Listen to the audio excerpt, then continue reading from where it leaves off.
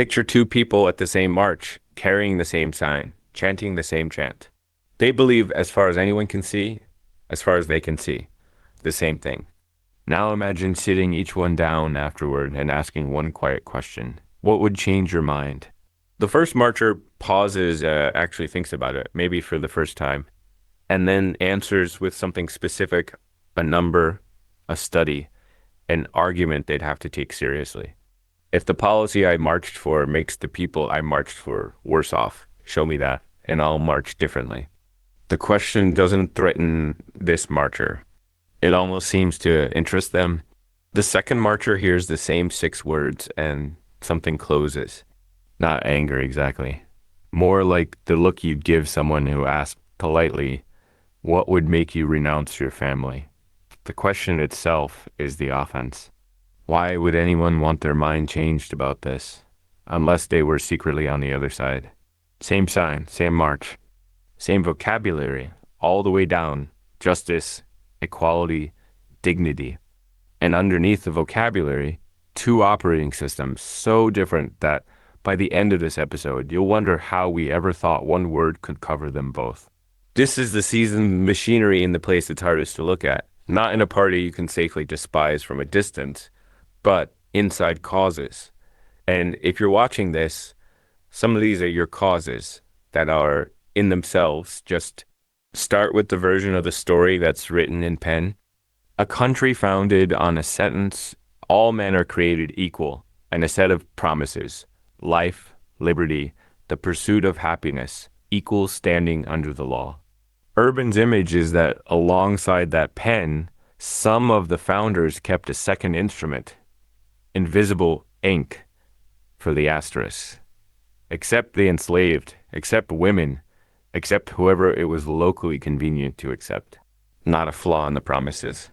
A betrayal of them by people powerful enough to betray quietly. Martin Luther King stood in front of the Lincoln Memorial in 1963 and made exactly this argument. The founding documents were a promissory note, he said, and America had defaulted on it, handed its black citizens a check marked insufficient funds. Listen to the structure of that. It's not a rejection of the promise. It's a demand that the promise be kept, the country indicted by its own founding sentence. And a century before him, Frederick Douglass had given the movement its physics. Find out what a people will quietly submit to. And you found the exact measure of injustice that will be imposed on them. This is what Urban calls liberal social justice, and the American 20th century is its trophy case. Suffrage, civil rights, second-wave feminism, gay rights. Movements that fought against real violence at real cost, using the machine from episode 4. Speech, press, assembly, courts, votes. Underdogs who took the liberal game's first legal option, persuasion, and ran mind-changing cascades through a country that had every power advantage over them, and won. If the season has heroes, they're in this beat, but there has always been a second diagnosis available, older than this decade, with deep academic roots. It says the invisible ink isn't the scandal, the pen is the founding ideals themselves. The neutral-sounding rules, the free markets, the free speech, are how power dresses itself. The promises weren't betrayed. They were designed to produce winners and losers. On this reading, fixing level 3 of the pyramid is rearranging furniture. The foundation has to go. Here's the honest version of where one of its central ideas came from, because the origin deserves respect. In 1989, a law professor named Kimberle Crenshaw published a paper about a case in which black women had sued General Motors, arguing that the company's practices had left black women almost entirely out of the workforce and then exposed those recently hired to layoffs. The court split the case into separate boxes. Race discrimination over here, sex discrimination over there, but no combined claim for black women as black women. The discrimination fell between the categories, where the law couldn't see it. Crenshaw named the blind spot intersectionality. As a legal lens, it was a real insight about a real injustice. And Urban argues it didn't stay a lens. Scaled up and fused with a view of society as fundamentally a power struggle, It became something much bigger, a ranking of all identity groups into a single hierarchy of advantage, and a theory in which that hierarchy explains nearly everything, every institution, every disparity. One axis, promoted from a truth to the truth. Urban's name for the movement built on that promotion is social justice fundamentalism. And the word doing the work in that name is not social justice. It's fundamentalism. Hold that thought. It's the hinge of the episode. So, two movements, one vocabulary. How do you tell which one you're looking at or which one you're in? The season already gave you the master test, and the cold open ran it. What would change your mind? But Urban's chapter offers two more, and they're sharper. Test 2. What happens to disagreement? In the liberal movement, disagreement is metabolized.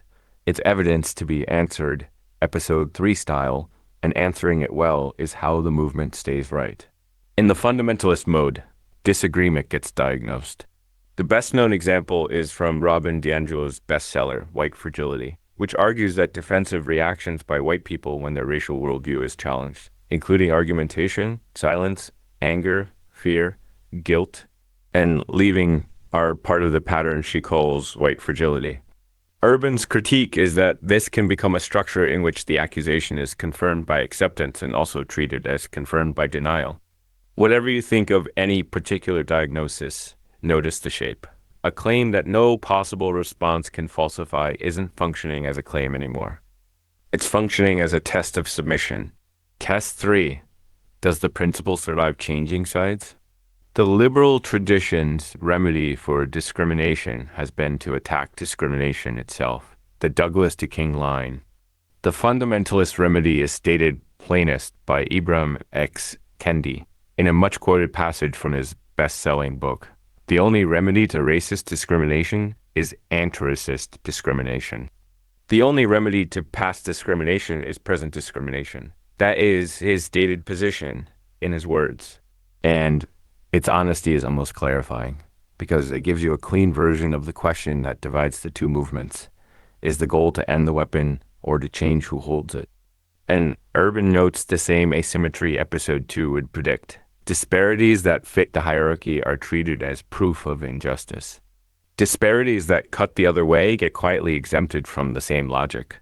A rule that only runs in one direction isn't analysis. It's allegiance. Now the clause that keeps this episode from becoming a weapon, and I need you to hear it at full volume. Fundamentalism is not a left-wing invention, and Urban's own vocabulary proves he knows it. The faction that captured the Young Republicans in 1963, the one from last episode, his name for them is the Republican fundamentalists.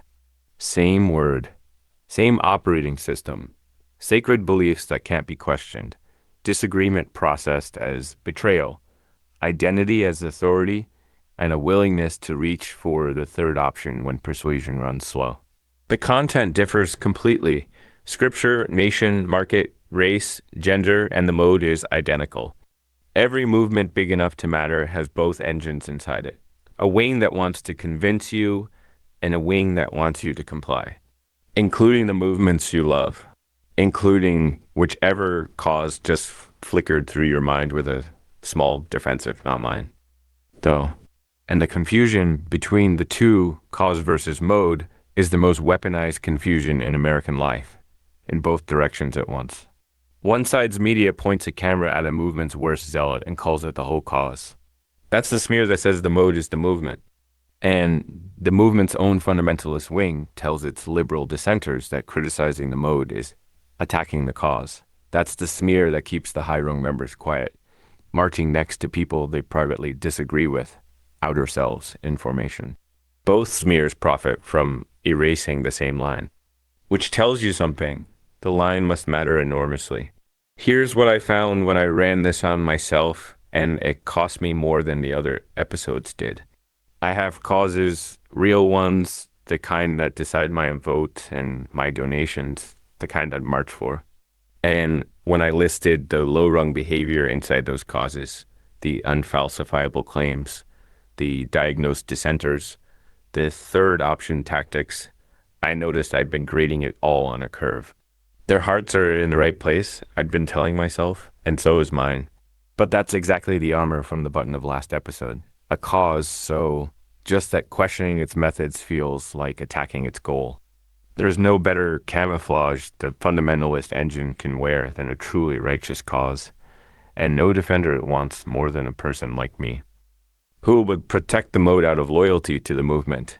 So, the audit 10 seconds, like always. Take the cause you're most sure of, not the one you argue about, the one that's you. Now that's which marcher you are. And be careful with how quickly the answer comes back, because you already know from episode 2 what instant certainty is evidence of. If the honest answer is, I've never once criticized my own side's methods out loud where it costs me, then the sign in your hands may be right, and it matters which engine is carrying it. Because here's what happens when the fundamentalist engine of any movement meets an institution full of people who privately disaccuse and publicly complain. Episode 3 showed you the physics in a lab. One voice flips a room. There's a real world version, and it runs in reverse, and it happened at one small college over 1 week in the spring of 2017. A case so contested that we'll spend next episode being as careful with it as anything in this season. Not because the mechanism is unclear, because the mechanism is the clearest thing in the whole story. Next time, how institutions actually fall and why it's never majority that decides.